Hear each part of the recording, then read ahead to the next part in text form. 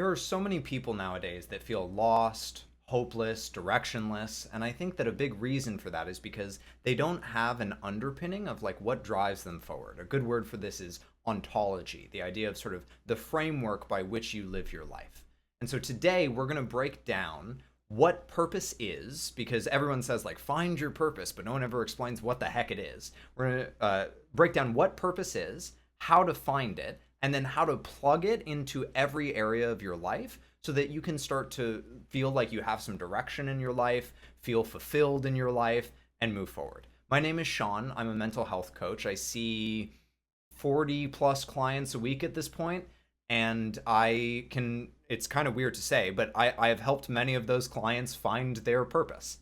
So first, let's establish what purpose is and what it isn't. Because I think that a lot of people, when they think of purpose, they think of some like grand goal, right? It's like, I'm going to cure cancer.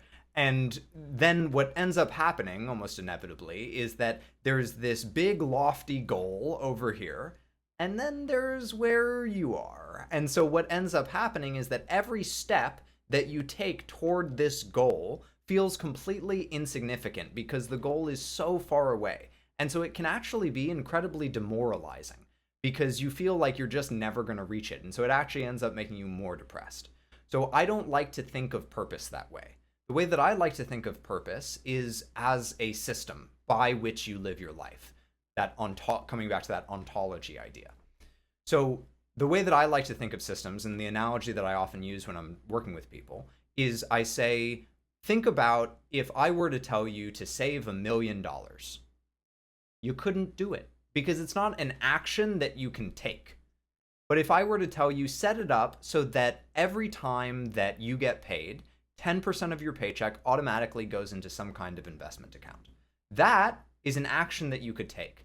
And by taking that action, the goal gets accomplished as a byproduct. So purpose is the same way. Purpose is not some grand lofty goal. Ultimately, some grand lofty goal is actually born out of ego. It is actually born out of like, here is where I want to be and here is where I am. And if that is the way that you are defining your purpose, it is ultimately going to lead to suffering. Because by acknowledging that here is where I want to be and here is where I am, you're basically saying that where I am is not good enough, right? Inherently, it means that I am not satisfied with where I am. So instead, the way that we want to think about purpose is as a system. So let's say that someone feels like their purpose is to mother. That is an action that they can take. And it doesn't even necessarily need to be with their own children.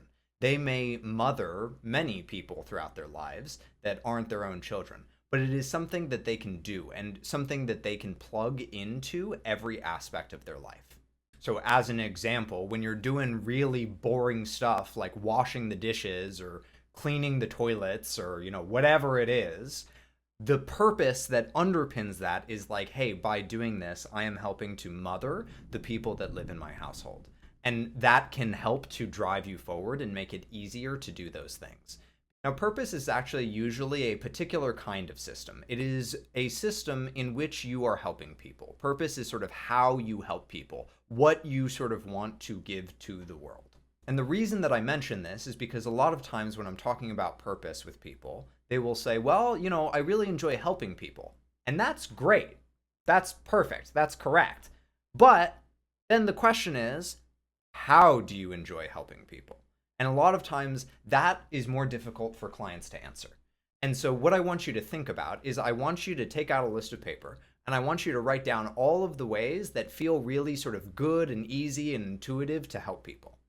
And as you write out that list, once you've got that list all written out, then I want you to go through and I want you to start to identify the commonalities between all of the items on that list. Because typically what is the case is that there will be common threads amongst all of the different ways that you help people. So you may help people by mothering. You may help people by teaching. You may help people in all sorts of different ways. And by identifying, you might help people through solving puzzles.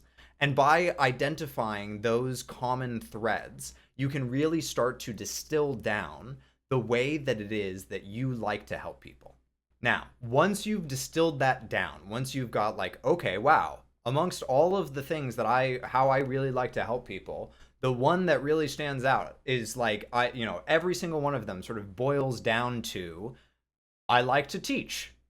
Then the question becomes, what makes that important to you? What is it that informs that purpose? Because it's great to have some sort of purpose, but what makes it even more powerful is when you know what drives it, why that is so important to you. So for a lot of people, the place to look, a great place to look to find this, is in their past, because typically your past sort of defines what it is that you want to give to the world. The sort of like hand of cards that you were dealt in life sort of defines how you play the game, right? Now take some time and think about, what is it about my past? What is it about my life so far that makes it feel important to me to teach or to mother, or whatever it is that feels really important to you. So now that we understand what this sort of distilled thing is and why it's important to you, now the next step is calibration. Now the next step is to take it out for a test drive.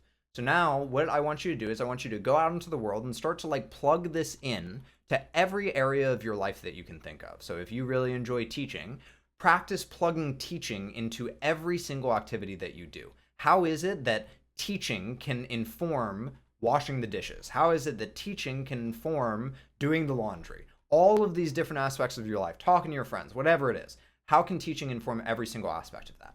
And then as you try that out, what almost inevitably will happen is that there will be some areas where it's like, this is weird. This is the thing. Like, I am technically teaching right now, but this doesn't feel good to me. This doesn't feel like the right thing. And that is the calibration process. So once you discover that, then it's about fine-tuning it. The way I like to think about this is, when you go to the dentist and you get a crown, and they like take the mold and everything, and then they get it back from the lab, and then they put it in your mouth, but then inevitably it never fits quite right, and they have to sort of like shave it down. That's basically what we're doing right now with your purpose. So we are sort of like shaving down your purpose to make it fit just right in your life. So as you start to find these areas that don't fit, think a little bit, take some time to journal or whatever. Think a little bit about what is it that makes this not fit and makes this fit. And this will allow you to sort of fine tune your purpose until it's just right for you. And then the final question is, well, how do I know when I've got it just right? How do I know when it's like fully, correctly calibrated? Well, the first thing is that this is a fluid process. So like it is going to be shifting with you throughout your life. And that's actually totally fine. There's nothing wrong with that. But what I will say is that when you get your purpose correctly aligned, the way that it will feel is it will feel like a compass, a jetpack, and a magnet all in one. It will feel like a compass because it'll give your life direction. It'll feel like a jetpack because it will give you drive. And it will feel like a magnet because it will attract the things to you that matter and repel the things that don't. So whether you want to think about this in like a hippy-dippy universal way, you can think about it that way if you want to, where it's like, okay, like all of the like good things are coming to me and all of the bad things are being pushed away now that I'm properly aligned with my purpose. And I know it sounds crazy, but like I have actually seen that kind of thing happen when I work with people and they really align with their purpose. But if you think all that's crap, like that's totally fine. The other way to think about it is just that it makes decisions very clear, because it's like, does this align with my purpose? No? Then like, I don't care about it. I don't need to prioritize it. Does this align with my purpose? Yes. Okay. Then I'm going to go hard on it because I feel driven to, right? And that's where the jetpack comes in. So I hope you find this helpful. One of the promises that I try to make at Ostara Coaching is I try to make mental health resources that don't suck, because I think that there's a lot of mental health resources that do really suck. And so one of the ways that really helps me to make sure that I'm making mental health resources that don't suck is feedback. So if you have any feedback, feel free to leave it in the comments. There's also a survey that I will link that you can take that will just tell me sort of like what impact you're getting out of this, what kind of content you would like to see in the future, if this was or wasn't helpful for you, all that good stuff. And if you want to do a quick check-in on your mental health, there's a free 2-minute quiz that'll just give you some quick insights into areas that you might want to focus on, and I'll leave a link to that as well. And the last thing is that as you go through this process of like discovering what your purpose is, one thing that may happen is that you may run into roadblocks. The way that I sort of visualize it is sort of like you have this like shiny diamond that is your purpose, and you're like trying to discover what it is, but it can be buried underneath all sorts of junk. And a lot of times that junk is like our emotions and hard things that we've been through in our life.